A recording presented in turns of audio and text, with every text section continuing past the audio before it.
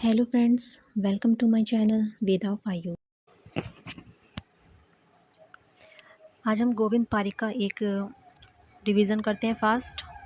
हेतु त्रिसूत्र और त्रिस्कंद किसे कहा गया? हेतु लिंग औषध को कहा गया। स्कंद त्रय दोष हेतु और द्रव्य है। त्रिदंड क्या है? सत्व आत्मा शरीर है। त्रिस्तूण और त्रिस्तंभ वात पित्त कफ को कहा गया। त्रिउपस्तंभ आहार स्वप्न ब्रह्मचर्या है। अष्टांग संग्रह ने इसे अब्रह्मचर्या कहा है। ठीक है। त्रिसूत क्या होता है? तो पारद सूत मिश्रक होता है। देन धूमपान के भेद बताए गए हैं। तो कैसे याद किया था हमने? 24, 32, 36। तो वीएसपी की क्या होती है? सरकार होती है। बीएसपी क्या होता है? 24, 32 और 36। ठीक है, ऐसे याद किया था हमने। और इसी का ही शुरू का लेंगे तो क्या याद किया था हमने? 24, 32, 48 और 16 16 क्या है? कासग्न और वामनीय है। अष्टांग संग्रह ने शमन को प्रायोगिक कहा है। स्नेहिक को मृदु कहा है। वरेजनिक को तीक्ष्ण कहा है। शारंगधर ने भी यही बोला है, शमन भृंगण रेचन। और कासग्न वामनीय माने हैं। कासग्न 16 है, वामनीय और वृंदोपन 10 माना है। देन देखिए इसमें पर्याय बताए गए। प्रायोगिक और मध्य का क्या बताया है? शमन। मृदु और स्नेहिक का भृंगण होगा और तीक्ष्ण और शोधन का रेचन होगा, ऐसा कहा गया है। इसमें तो क्वेश्चन आ चुका है। सुश्रुत संहिता और अष्टांग संग्रह में वृणधूपन की लंबाई कितनी है? तो 8 अंगुल बताई है। और शारंगधर ने वृणधूपन की लंबाई कितनी बताई है? तो 10 अंगुल बताई है। इन पे क्वेश्चन आ चुका है। शारंगधर ने 10 मानी है और सुश्रुत ने अष्टांग संग्रह ने 8 अंगुल मानी है।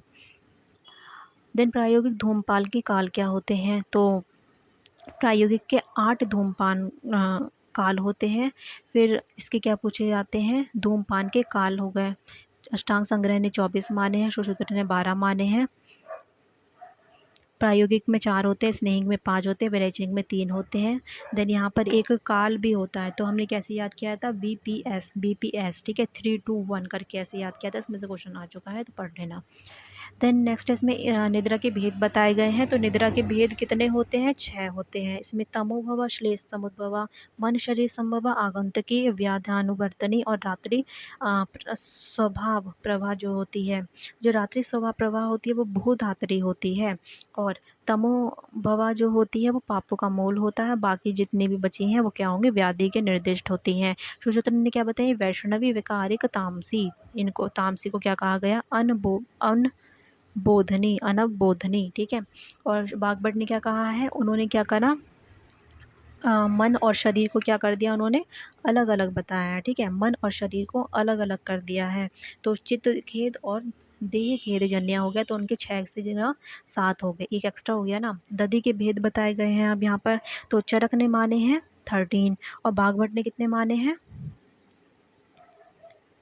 14 माने हैं उन्होंने। एक बार चेक कर लेना आप। देन इसमें क्या बताया गया है? चरक के तो 13 होते हैं, वो ठीक है। लेकिन चरक ने जो उद्गार बताया उसकी जगह क्या बताया गया है? तो कास बताया गया है, ये आपको याद रखना है। और वात को अधोवायु और ऊर्ध्ववायु 2 बताई हैं। ठीक है, तो इस तरीके से क्या हो गया? वो 14 टाइप्स के हो गए हैं। ठीक है, यहाँ पर करेक्शन कर लेना। देन नेक्स्ट क्या बताया गया है? स्नेह की परिविचारणा आ चुका है। कितनी होती है? या तो 24 होगा या फिर 64 होते हैं। ठीक है, क्वेश्चन कैसे भी आ सकता है। 64 कब होगा? जब वो पूछेंगे आपसे रस भेद से, तो रस भेद से कितनी होंगी? 64 होंगे। 63 + 1 क्या होता है? तो 1 इसमें अच स्नेहपान भी जुड़ गया है। काश्यप ने कितनी मानी है? 20 मानी है। इस पर क्वेश्चन आता है। तो काश्यप सूत्र में 22 चैप्टर में बताया गया है। ठीक है। देन स्वेदन के भेद बताए गए हैं। सअग्नि, निरग्नि। ठीक है, चरक ने तो 13 बताई है, अग्नि सुश्रुत ने 4 बताई हैं, बागभट्ट ने भी 4 बताई, काश्यप ने 8 बताई। इस पर क्वेश्चन आता है। और निरग्नि कितनी बताई गई है? निरग्नि चरक ने 10 बताई है, सुश्रुत ने 8 बताई है, अष्टांग संग्रह ने 11 बताई है, अष्टांग हृदय ने 10 बताई हैं। और कौन कौन सी होती है इसमें? तो व्यायाम, उष्ण सदनम, गुरु प्रवाणम, शुद्धा, बहुपानम, भयम, क्रोध, अनु क्रोधा, उपना, आघव, आतप। ठीक है, क्रोधा, उपना, आघव, आतप ऐसे बताया गया। सुश्रुत ने 8 बताई हैं। व्यायाम, निवात, आतप, गुरु प्रवाणम, नियोद, अमर्ष, अध्यय, भार उठाना। देन शिरोरोग कितने होते हैं? तो शिरोरोग कितने बताए? 5। वात, पित्त, कफ, सन्निपातज और क्रमिज। देन नेक्स्ट क्या बताया, शुश्रुत ने 11 बताए हैं, इस पे क्वेश्चन आता है। तो वात पित्त कफ सन्निपातज क्रमिश तो सेम है, रक्तक्षयज सूर्यावर्त अनंतपाद अर्धावेदक और शंखक। इन्होंने सारे ही जो बताए गए ना, ये सूर्यावर्त लास्ट के जो 4 हैं ये सन्निपातज बताए हैं शुश्रुत ने। अष्टांग संग्रह ने 9 बताए हैं, उन्होंने शिरोरोग 10 माने हैं। अष्टांग हृदय ने शिरोरोग 10 माने हैं और शिर कपाल के रोग 9 माने हैं। तो उनके टोटल कितने हो जाएंगे, 19 हो जाएंगे। हृदय रोग पे आते हैं तो हृदय रोग 5 बताएं, शिरो रोग भी 5 बताएं चरक ने, और हृदय रोग भी 5 बताएं, वही सेम है, वात पित्त कफ सन्निपातज क्रमिज होते हैं। इसके लक्षणों पे क्वेश्चन आता है, तो वो एक बार पढ़ लेना आप। प्रमी पीढ़िका कितनी बताई है, चरक ने 7, 8 किसने बताई, काश्यप ने, 9 भोज ने, 10 बागभट्ट और शुश्रुत ने। चरक की क्या है, शराबी का कैसे याद करें, शकजा।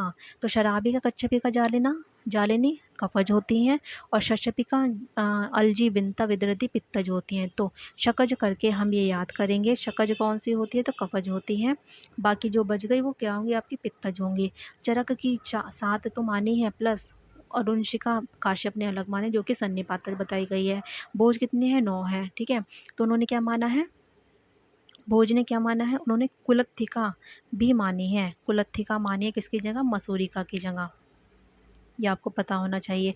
और इन्होंने सुश्रुत की बिनता नहीं मानी है, ठीक है। सुश्रुत को फॉलो करते हैं, तो बिनता नहीं मानी सुश्रुत की, और मसूरिका की जगह कुलथी माना है। तो सुश्रुत ने क्या माना है, 7 तो मानी है, और मसूरिका पुतड़िनी विदारिका, बस मसूरिका भोज ने नहीं मानी, उसकी जगह क्या माना है, कुलत्थिका, और बिनता नहीं मानी है। तो उनकी क्या होगी, उनकी हो गई 8 और इनकी हो गई 10, क्योंकि इन्होंने 3 एक्स्ट्रा मानी है। शोध के उद्रूप कितने होते हैं, 7 होते हैं। आपसे ये नहीं पूछेंगे, वो पूछेंगे कि शुश्रुत ने कौन सी एक्स्ट्रा बताई है, तो हिक्का और कास बताई है, ठीक है। हिक्का, तो ही में हिक्का भी आ रहा है, क में कास आ रहा है।